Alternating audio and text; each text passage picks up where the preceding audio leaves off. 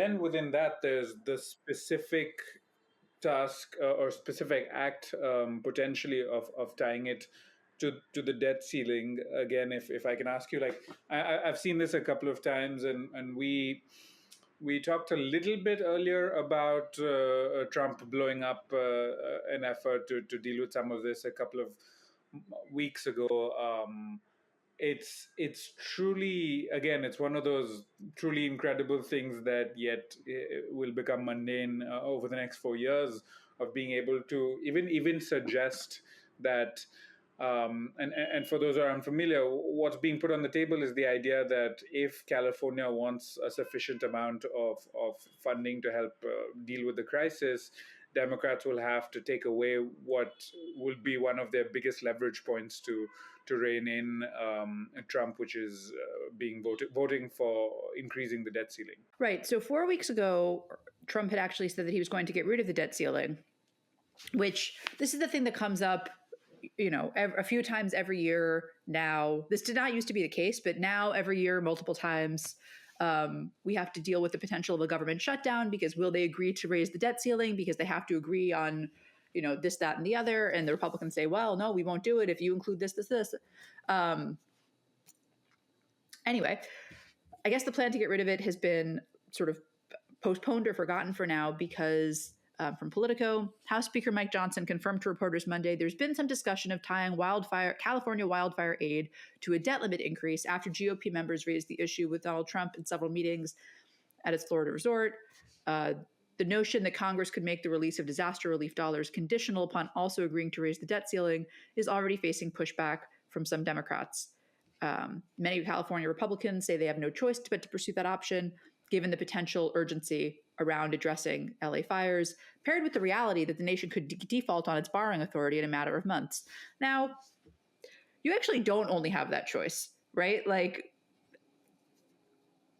if you're a California Republican, it's actually shocking and shameful, in my opinion, that you're saying, well, we need to get the aid, and what are we to do but to make sure that the nation doesn't default on its debt? I don't know. Why don't you do what you've done every other time in these situations, which is make sure it gets the aid and then separately figure out a way to not default on our debt? But evidently that's not possible here. I mean, and I think you're right in that. I was thinking about this, we're recording this, there's less than a week to go before the inauguration. It's just going to be like the pace of can you believe they did that is only going to increase. Like, can you believe they would play partisan politics with this? Yes, absolutely. Particularly because we then add the sort of third, not even whatever, I've lost track of how many. Let me start the sentence over. Particularly because you then add in big business, which we will talk about, I'm sure, at some point later in this episode or in other episodes, which this term is really going all in on Trump. Relevant to this issue, that's going to include energy companies, right? That's going to include oil and gas companies. But more generally has already included a variety of corporations that seem psyched about the new future here, right? And so I think my prediction is that we will see more like, can you believe, unbelievable sort of negotiations in that realm as well, in the political capital as well as in the strictly political. Yeah, one subset of that, which I don't think will increase after, which I've just found fascinating watching from afar, is between this effort to connect the disaster to the debt ceiling, what we're seeing in the Middle Eastern region, in attempting to come to a deal between Hamas and Israel, with threatening that there needs to be movement in Ukraine and Russia, is just this incredibly transparent effort to get rid of all the pain points before he comes to power, so that things can all be milk and honey after. I mean, it's so nakedly obvious what's happening there, including with the debt ceiling. It's like clutching at straws to find ways to put it away so that it doesn't get it doesn't become an obstacle for the legislative agenda early on. It's remarkable to me, and yet it's one of those things that I think will obviously it's going to be forgotten in a week once they are in power, but it's very interesting to see it happen. It's very interesting to see it happen. The other part of this is that like you actually can't clear up everything that's difficult about running the US because new problems come up all the time, right? Like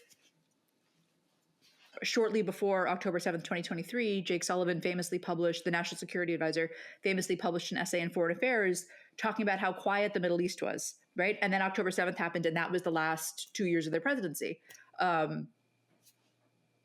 You can't, they could, tuck away the debt ceiling, and they could get a hostage end to war ceasefire deal, and they could I don't know, crazier things have happened. Maybe everyone in Ukraine lays down their arms. Like all of that could happen. There will still be nonsense that's very difficult to deal with in February. And particularly, just to go back to where we started this conversation, it will particularly be the case in terms of natural disasters because nobody has, if you're bringing in a group of people that's saying, they're not saying this directly, but is indirectly saying, we're not going to do anything to address the climate crisis. In fact, we find it insulting that you're suggesting that we should.